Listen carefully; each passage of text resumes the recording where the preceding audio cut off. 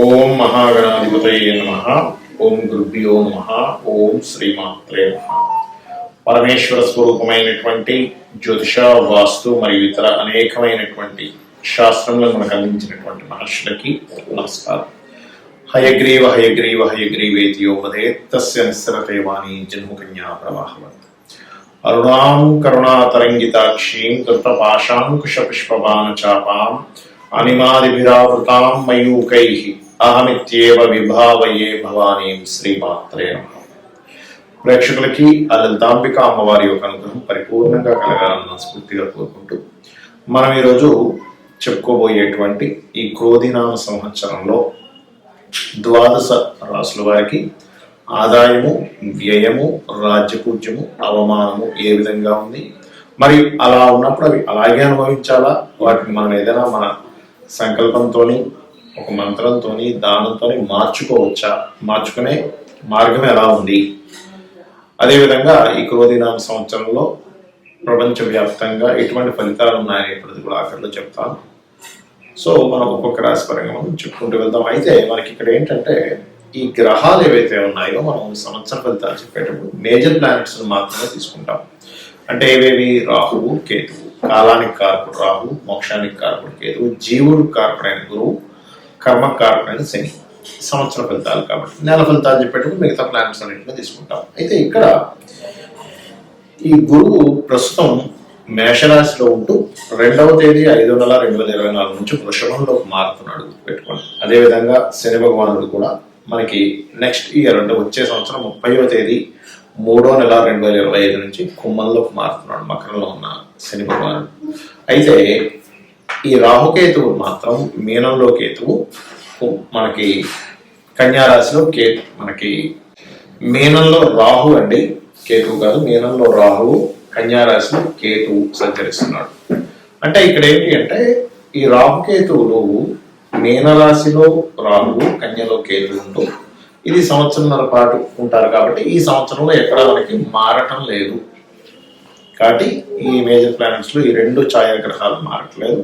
కానీ మిగతా గురువు, శని మాత్రం ఈ యొక్క మేలో గురువు, వచ్చే సంవత్సరం ఏప్రిల్ మన మార్చ్ ఎండింగ్ లో శని భగవానుడు మారుతున్నాడు. ఈ యొక్క గ్రహస్థితిని అనుసరించి ద్వాదశ రాశుల వారికి ఎలా ఉండబోతుందనే విషయం ఇప్పుడు తెలుసుకుందాం.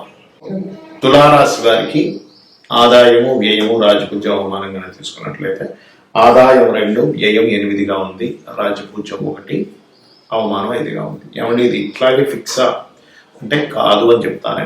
ఎందుకంటే ఇది ఒకటి మన జన్మజాతకం బాగున్నా, గోచారంలో గ్రహాలు బాగున్నా మీకు ఇది తగ్గిపోతుంది. దీని ప్రభావము, నెగటివ్ ప్రభావము, మనం చేసుకునేటువంటి పరిహారాల ద్వారా నామస్మరణ కూడా తగ్గిపోతుంది. అదేంటో చెప్తాను ఇప్పుడు నేను. ఇక్కడ ఏమిచ్చాడు పంచాంగంలో 2, 8 అన్నారు. అంటే ఆదాయం 2 అంటే ఒక 2 లక్షలు వస్తే 8 లక్షలు ఖర్చు, లేదా ఒక 20,000 వస్తే 80,000 ఖర్చు అన్నట్టుగా చూపిస్తున్నారు. నేనేమంటానంటే అసలు గ్రహస్థితి ఎలా ఉందో చూసుకోండి. గురువు మే నుంచి అష్టమంలో ఉండి 2ని చూస్తున్నాడు. అంటే దాని అర్థం ఏమిటి? గురువు కంట్రోల్లోకి వెళ్ళిపోతుంది ఆదాయం అనేటువంటిది. 2 మేజర్ ప్లానెట్స్ చూస్తున్నాయి 2వ స్థానాన్ని. అంటే ధనస్థానాన్ని శని గురువులు ఇద్దరూ కలిసి కనుక చూస్తే ధనాభివృద్ధి అని చెప్తుంది శాస్త్రం. కాబట్టి ఆదాయ వ్యయాల కంటే గ్రహస్థితి చాలా గొప్పది. ఇంకా మీ జన్మజాతకంలో ధనయోగం నడుస్తుందా, ఇంక వీటిని ఏం పట్టించుకోవాల్సిన అవసరం లేదు. మరి వ్యయం ఎంత ఉందండి? ఎందుకుంది? 12వ స్థానంలో కేతు ఉన్నాడు. అంటే ఏదో ఒక రూపంలో ఖర్చు చేస్తూ ఉంటాం.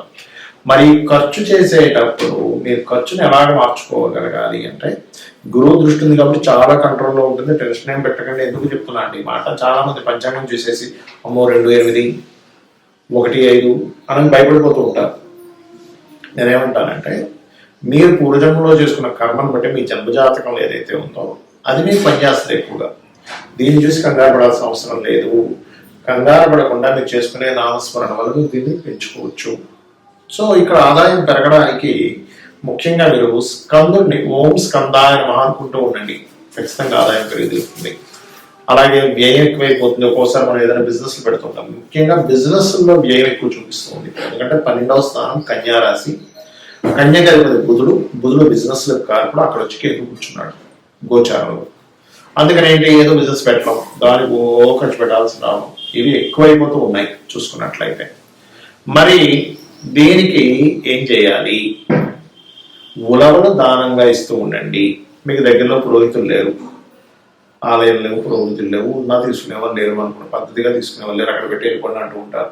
కొన్ని ఆలయాల్లో అయితే వాళ్ళకి తెలియదు, మరి ఎందుకు అలా అంటారో నాకు అసలు అర్థమే కాదు.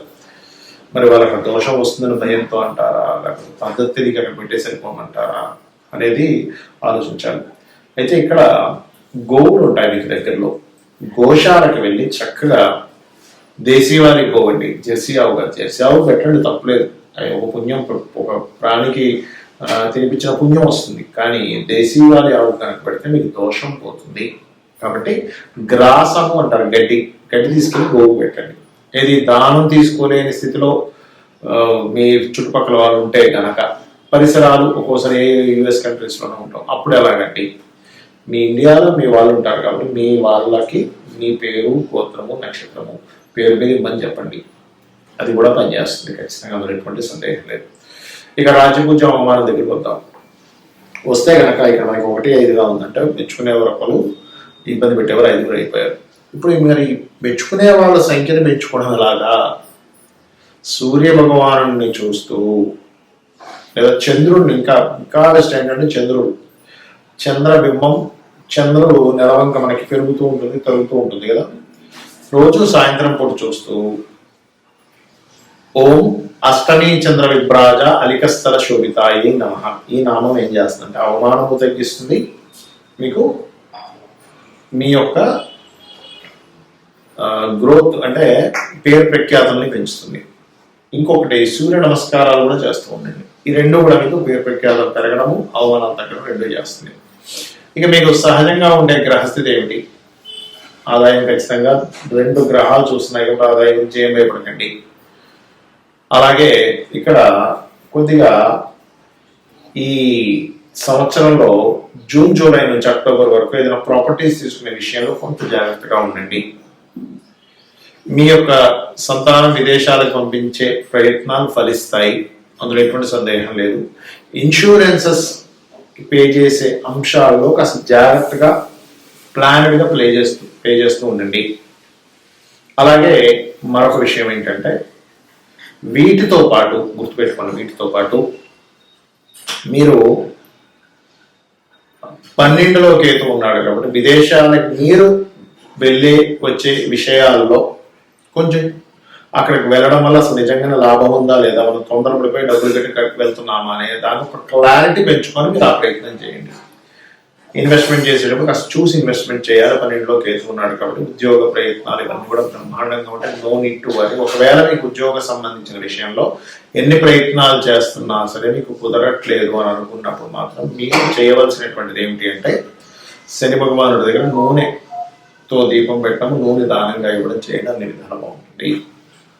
మరి క్రోధినామ సంవత్సరంలో భౌగోళికంగా దీన్ని ముండేన్ ఆస్ట్రాలజీ అంటారు. అంటే బయట పరిస్థితులు ఎట్లా ఉంటాయి, అంటే క్రోధములు, ఒకరి మీద ఒకరికి విద్వేషాలు, కోపాలు పెరిగేటువంటి గ్రహస్థితి నడుస్తుంది. ఆల్రెడీ ఫిబ్రవరి నుంచి ప్రారంభం అయిపోయింది అనుకోండి. ఇదేదో క్రోధినామ సంవత్సరం వచ్చేటప్పుడే అని కాదు, ఫిబ్రవరి నుంచి ఇప్పుడు గ్రహస్థితి అనేది స్టార్ట్ అయిపోయింది. ఎందుకంటే ముఖ్యంగా గొడవలకి కారకుడైనటువంటి కుజుడు శత్రు గ్రహాలతో, శత్రు రాశులతో సంబంధాలు కలిగి ఉంటున్నారు. అంటే ఏమిటి, ఈ యొక్క క్రోధినామ సంవత్సరం కంటే ముందే కుజుడి యొక్క సంచారం మకరం నుంచి ప్రారంభమై రవితో కలుస్తూ, దాని తర్వాత మనకి కుంభంలో ఉండేటువంటి శనితోని, దాని తర్వాత మీనంలో ఉండే రాహుతో, వీటన్నిటిని క్రాస్ చేసుకుని వెళ్తున్నాడు కుజుడు. దీనివల్ల ఏమిటి, రాజులకి కొంతవరకు ముప్పు. అంటే పెద్ద పెద్ద వాళ్ళు కొన్ని కారాగార సంబంధంగా వెళ్ళవలసిన పరిస్థితి రావడం. ఎందుకు అంటే ఇక్కడ రవి ముఖ్యంగా రాజులకు కారకమైన రవి మన శనిని రాహుని దాటుకొని వెళ్ళాలి. అంటే ఏమిటి, పెద్ద పెద్ద పోస్టులో ఉండేటువంటి వారు కావచ్చు, సీఎంలు కావచ్చు, మంచి రాజకీయ నాయకులు కావచ్చు, ఎవరైనా సరే కొంత జైలు పాలయ్యేటువంటి యోగములు, వాళ్ళకి బాగా అవమానం కలిగేటువంటి విషయాలు, ఎక్స్పెక్టేషన్స్ అంతా తారుమారయ్యేటువంటి విషయాలను కలిగింపజేస్తారు, ముఖ్యంగా రాజుల విషయంలో. ఒకటి. రెండవది, రాజుల మధ్యన గొడవ, అంటే ఏదైనా కొద్దిపాటి యుద్ధ వాతావరణం. అదేవిధంగా కుజుడు పోలీస్కి వీటికి కారకుడు కదా, కాబట్టి ఇతని సంచారం కూడా దీని మీద ప్రయాణం జరుగుతుంది. కాబట్టి ఈ మిలిటరీ రిలేటెడ్ సంబంధించిన సరిహద్దుల్లో కొంత గొడవ వాతావరణం ఉండడం, అతి ముఖ్యంగా మీనరాశిలో రాహు సంచారం జరిగేటప్పుడు ప్రత్యేకంగా రెండు విధాల ఇవి జరుగుతుంటాయి. ఏమిటి అంటే, ఒకవైపు ధార్మిక సంబంధించినటువంటి విషయంలో ఇంప్రూవ్మెంట్స్ జరుగుతూ ఉంటాయి, మరొక వైపు ధార్మిక సంబంధించిన విషయాలు కాపాడుకోవాల్సిన పరిస్థితి కూడా వస్తూ ఉంటుంది. అంటే నెగిటివ్ అండ్ పాజిటివ్ స్ప్రెడ్ అనేది చాలా ఎక్కువగా జరుగుతుంది. దేని మీద?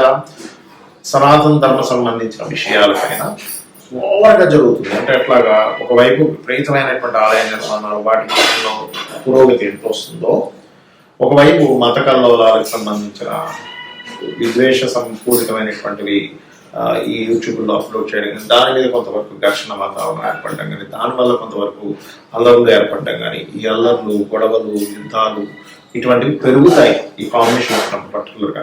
ఏమంటే అది ఓన్లీ క్రోధినామ సంవత్సరం వరకైనా దీని ప్రభావము అంటే, గుర్తుపెట్టుకోండి, ఇక్కడి నుంచి 4 సంవత్సరాల పాటు ఈ సనాతన ధర్మం అనుకోండి, లేనట్లయితే హైందవ సంబంధించిన అనుకోండి, లేకపోతే ధార్మికమైనటువంటి విషయాలకు సంబంధించిన అనుకోండి, దీని మీద ప్రభావం ఉంటుంది. అదేవిధంగా లాయర్లు, జడ్జులు, కొంతమంది ఎవరైతే ఉంటారో అంటే ధర్మాన్ని కాపాడేటువంటి వారి మీద కూడా కొంతవరకు ఇబ్బందికరమైనటువంటి వాతావరణం ఏర్పడుతుంది, పెట్టుకోండి. అలాగే మరొక విషయం ఏంటంటే, ఈ కాంబినేషన్స్ మరి దీని నుంచి ఎలా బయటపడాలి సామాన్య ప్రజలు అని చూసుకున్నట్లయితే, ఒకటి గుర్తుపెట్టుకోండి, చండీ పారాయణం. మీరు ఎంత చండీ పారాయణం చేస్తే అంత బాగుంటుంది. అలాగే దుర్గా, ఓం దుమ్ దుర్గాయ నమః, ఈ రెండు ఎవరైతే ఎక్కువగా పాటిస్తూ ఉంటారో, దీంతో పాటు మీనరాశిలో రాహు యొక్క సంచారం అనేటువంటిది పితృదేవతలకి చేసుకుంటూ ఉండాలి. అంటే పితృదేవతల కోసమని మీరు అమావాస్య వచ్చినప్పుడు స్వయం పాకం ఇవ్వడం కనుక చేయగలిగితే అద్భుతమైన ఫలితాలు చూస్తారు. చాలా మంది చూడండి, ఏమంటే నాకు ఏం చేయాలో అర్థం కావట్లేదు, ఎన్ని పూజలు చేసినా ఫలితం రావట్లేదు అన్నప్పుడు పితృదేవత అనుగ్రహం అక్కడ లోపించిందని అర్థం. కాబట్టి ఇది కూడా చేయాలి.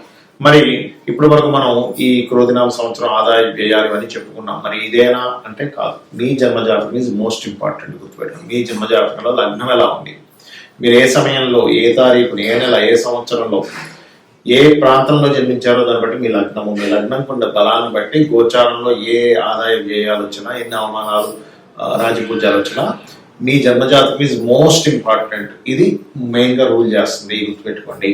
ఇక రెండవది ఏంటంటే, మీకు ధనం ఏ మార్గంలో వస్తుంది, మీరు ఏ మార్గంలో ప్రయత్నం చేయాలి, ఏ దిశ మీకు బాగా కలిసి వస్తుంది. గృహం నిర్మాణానికి, గృహంలో ఉండడానికి, రెంట్ అయినా ఓన్ హౌస్ అయినా, మీరు ఏ విద్యను అభ్యసిస్తే బాగుంటుంది.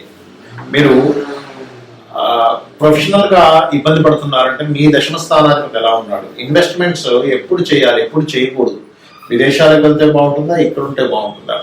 అదేవిధంగా మీరు పర్టికులర్ గా మీ యొక్క జన్మజాతకంలో ఉండేటువంటి కాంబినేషన్స్ ఏవైతే ఉన్నాయో, మీకు ఎటువంటి పరిస్థితులు మీకు అనుకూలిస్తాయి, అంటే ఏ మార్గంలో ఉండే మీకు పరిస్థితులు అనుకూలిస్తాయి.